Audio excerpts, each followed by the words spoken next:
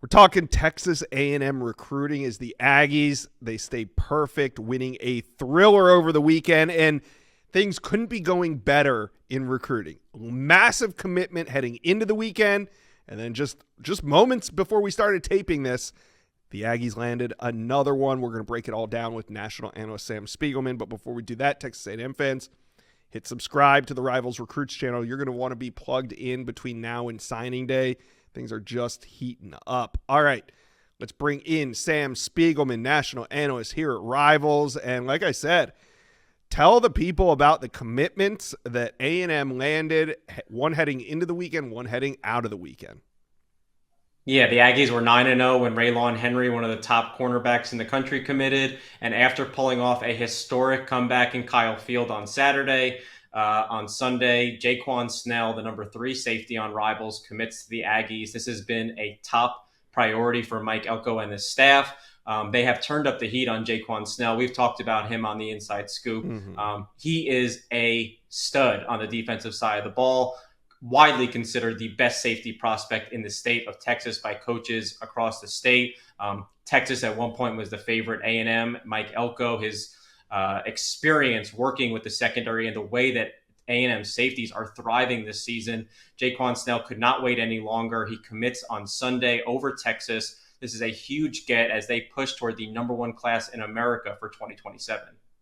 And they have currently the number 1 class in America in 2027. They had the number 1 class in America heading into the weekend before they landed those 2 commitments. So we're going to come back to 2027, but I want to focus on 2026, Sam, because we don't have much time left. Signing day is on December 3rd, so we better talk it now. We're running out of time.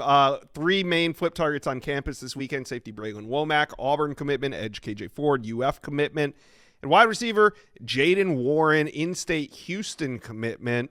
What are you hearing on these flip targets now that the weekend's over?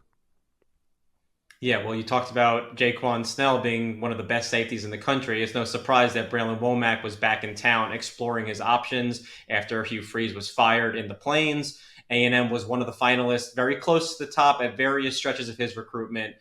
Very notable that he's back 2 weeks before signing day.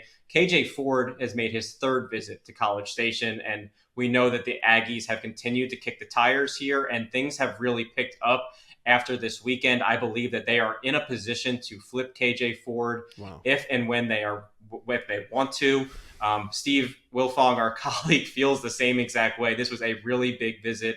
I was told that he visited for a purpose, and things are heading in the right direction there. We are certainly monitoring to see if it's imminent. And then Rivals 300 wide receiver Jaden Warren. The Aggies would love to add another playmaker. We see what Casey Concepcion and Mario Craver are doing in Aggie land this year. They would love to add a blue chipper like Jaden Warren, who took his official visit. He's been on campus twice. He's been on campus at Houston a few times as well.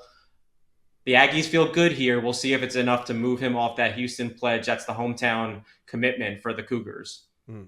All right, so a couple flip targets on campus, but there could be more to come. We're going to be covering Texas A&M recruiting really closely for the next couple of weeks, but let's move back to 2027, where they have the number 1 ranked class in America, and they're not done, Sam. Who else do you feel good about when it comes to the Aggies and some of these elite recruits?